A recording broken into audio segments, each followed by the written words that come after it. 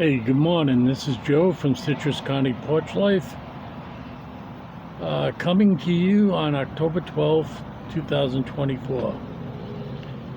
So I'll be taped up on these Daily Word for Men through Saturday.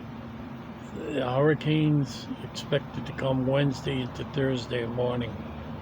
So even if I lose power, at least these broadcasts or podcasts or vlogs or whatever you want to call them will be good through Saturday. So the word for today is committed.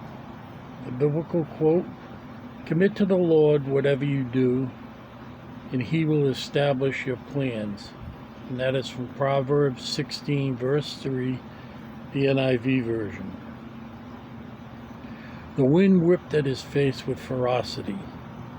At 120 miles an hour, it just about blew his nose off when he first stepped up to the opening. He regurgitated all the thoughts he had earlier, the what-ifs of life. It was too late now. He was committed, beyond committed, in fact. It was happening. As soon as he reached full frame in the doorway, the wind sucked him out. It was an odd sensation, like being tossed by a wave in the ocean. It was a violent, yet floaty feeling. Seconds passed. He had already lost sense of up and down, when all of a sudden a sharp jerk awoke him, and the parachute flooded open. Thank God. Now to navigate the landing. It takes a serious level of unswerving resolve to jump out of a plane at 5,000 feet and trust in some material to bring you safely to Earth. It's quite the dramatic test of devotion or idiocy. Commitment to God and His purpose should look like that to us. We are fully in His hands, trusting Him to land us securely. If you estimate your commitment level to Christ, where you land on a scale of 1 through 5, with 5 being the jump out of the plane kind, well, I guess I would put myself between 3 and 4. I hate these things, especially when they're like less than 10. It's easier to gauge between 1 and 10. But I'd say between 3 and 4. Just my personality, I think. It's always the what ifs, like it says earlier. What if? The what ifs of life. What if the chute doesn't open? What if, but that's just me. That's why it takes me so long to get things done. I'm a perfectionist. I want to do it right.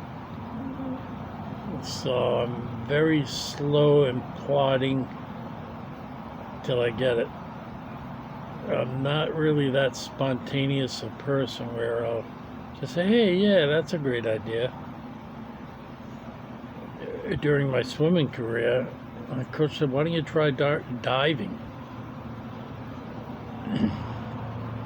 Well, a 1 meter board's okay.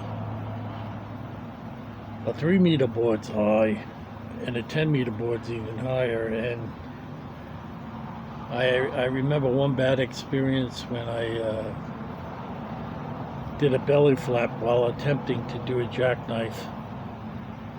Oh, my chest hurt so bad. It was the kind of pain that's almost like a fire. I went flat on my chest,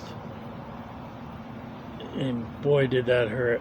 So I was very leery about any attempts to make me into a diver. I was a better swimmer, so I didn't attempt to dive anymore. And I can remember in the Olympics when I saw Greg Louganis dive off the board and hit his head. It's like, He still did the dive good, but that scared me. But if I was fooling around with friends, I'd do crazy things off the board and not think anything of it. So I don't know what that means about me. Probably not good. So I wish you very well this Saturday. Stay safe. And if you're in the path of the hurricane, my prayers for you. And please pray for everybody in Western Florida. One of the things I forgot, if I go to a shelter tomorrow, I have my cat with me, and he's always been with me, and if I take him out, he's always in his little cage. I've never had him free. I mean, he's free in the house. He's got room. You should see him go. This morning he went nuts from one bedroom to another, jumping completely over the couch from one end of the couch to the other. But I had to get him a harness and a leash, because they've got a fortified school here, which is a shelter for this area. And if I do go there tomorrow, I'm not going to be able to keep him in a cage all the time that I'm there. So I decided to get one. Of course, they didn't have any for cats. They were all sold out. Every time I go to a store, whatever I want is sold out. But I did get one for small puppies, chihuahuas, and he's big as cats go. So that's what I got. But on the way, the traffic was unbelievable up Route 19. Route 19 and Route 98 go all the way up to Hattiesburg, Mississippi, and on the way up there, they cross Interstate 10, which goes east or west. If you go east, you go to Jacksonville. If you go all the way west, you go to San Diego.